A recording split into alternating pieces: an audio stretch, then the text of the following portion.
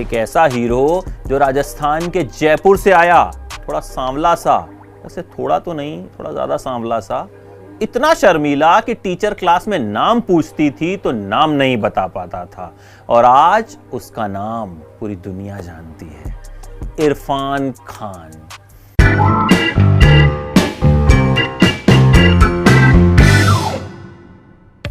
जयपुर में पैदा हुए थे इरफान।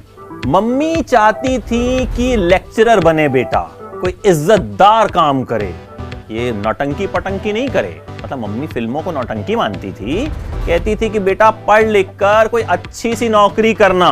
पापा की टायर की दुकान थी, तो इरफान बच्चों को ट्यूशन पढ़ाते थे।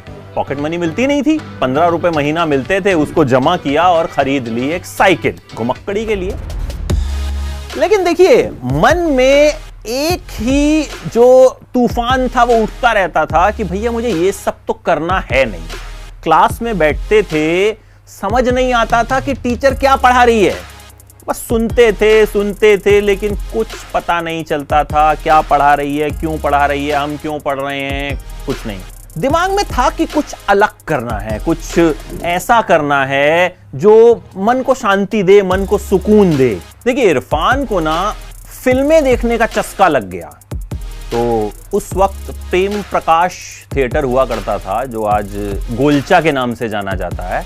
वहां दिलीप कुमार और नसीरुद्दीन शाह की फिल्में देखा करते थे। दिलीप कुमार की नया दौर उन्होंने वहां देखी, और उसके बाद से तय कर लिया कि भाई एक्टर बनूंगा। तय तो कर लिया, लेकिन ना तो शक्ल थी ना पर्सनैलिटी। सोचा किसी को बताऊंगा तो बहुत मजाक उड़ेगा। होता है ना, दोस्तों को तुम बता दो कि भैया मैं तो हीरो बनना चाहता हूं, बहुत मजाक उड़ाते हैं। तो कुछ दिन तो किसी को बताया नहीं, और फिर सोचा कि चल यार बता ही देते हैं। तो अपने एक बहुत खास दोस्त को बताया, बोला कि देख मजाक मत उड़ाइयो मेरा, मैं ना एक्टर बनना चाहता हूँ। अब दोस्त कब तक कंट्रोल करता, 2 दिन तो उसने कुछ नहीं कहा। के बाद ऐसा मजाक उड़ाया कि बेचारे इरफान भी जो हैं पछताने लग गए कि मैंने इसे क्यों बता दिया भैया कि मुझे हीरो बनना है। तो चले गए भाई साहब NSD। अब उनको पता था कि भाई जो एक्टिंग की जो राह है वो वहां से होकर जाती है। लेकिन मम्मी को बोल दिया झूठ। बोला मम्मी एक कोर्स करने जा रहा हूं, वापस आऊंगा तो देखना जयपुर यूनिवर्सिटी में लेक्चरर बन जाऊंगा। मम्मी भी खुश, बेटा दिल्ली जा रहा है, पढ़ेगा लिखेगा, बड़ी नौकरी करेगा जैसा मैं चाहती हूँ। अब NSD में आए, वहां भी झूठ बोला। NSD में एडमिशन के लिए ये जरूरी होता है कि आपने 10 नाटक कम से कम पहले किए हों। इन भाई साहब ने तो कुछ किया नहीं था, पर एडमिशन चाहिए था, बनना था हीरो। बोल दिया झूठ कि किए हैं भैया, 10 नाटक किए हैं। क्या एडमिशन मिल गया।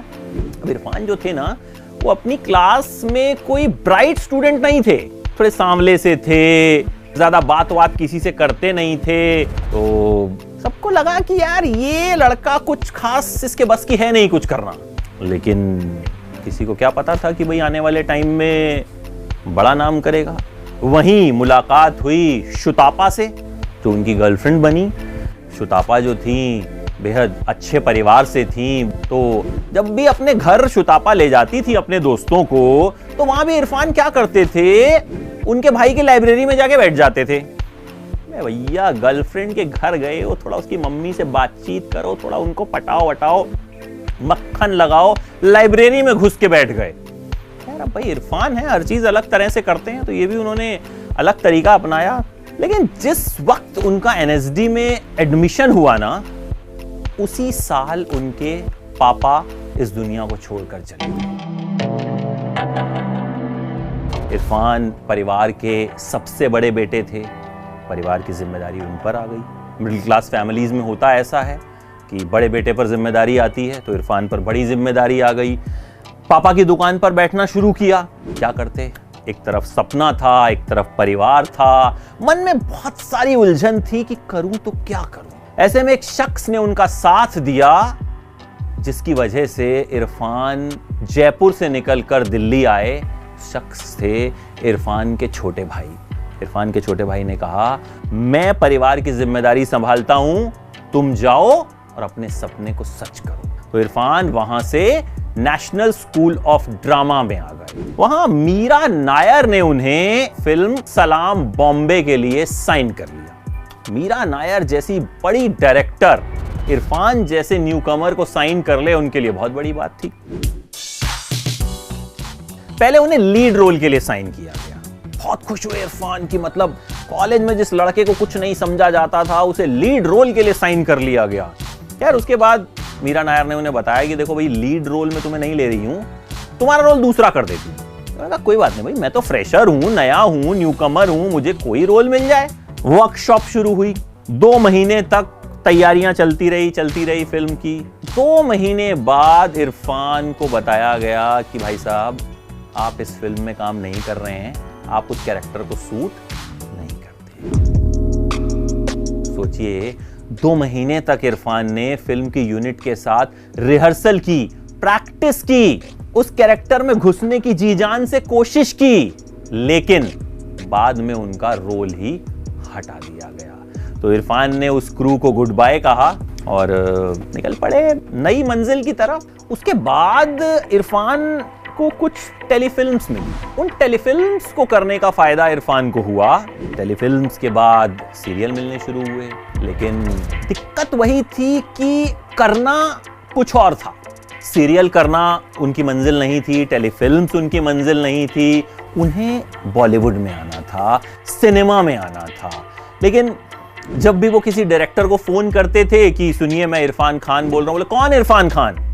कभी कोई बोल देता था कि अच्छा चलो कल 12 बजे आ जाना। इरफान 12 बजे पहुंचते थे, वहां जाकर पता चलता था कि भैया कौन, किसने बुलाया 12 बजे, बाद में आना। बहुत सारे रिजेक्शंस।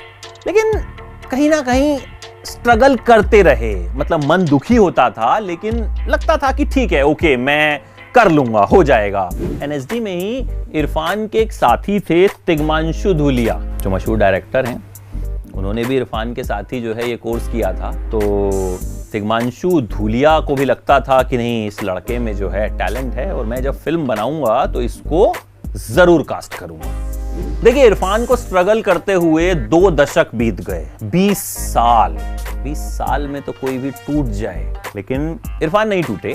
इरफान को उसके बाद एक ऐसा ब्रेक मिला जिसने उनकी किस्मत पलट कर रख दी। द वॉरियर, हॉलीवुड फिल्म, और उसमें मेन लीड। सोचिए, जिस शख्स को बॉलीवुड काम नहीं दे रहा था, उसे हॉलीवुड ने काम दिया।